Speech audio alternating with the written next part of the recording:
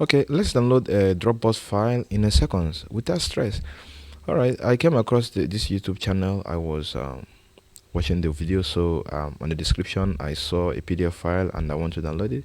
So let me open it to show you. Okay, it's opening now.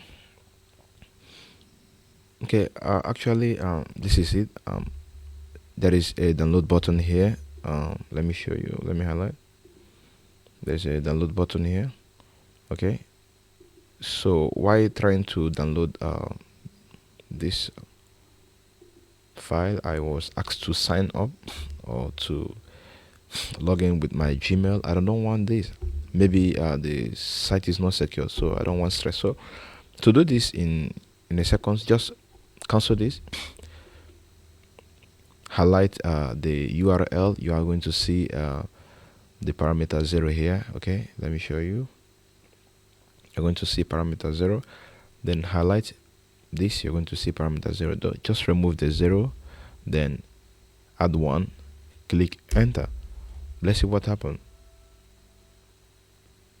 Whoa, you see the file is downloading. You can see that. So this is actual way to download a Dropbox file without stress, without sign up. All right, if you like my video, please don't forget to like, share and subscribe. See you in the next one. Well done.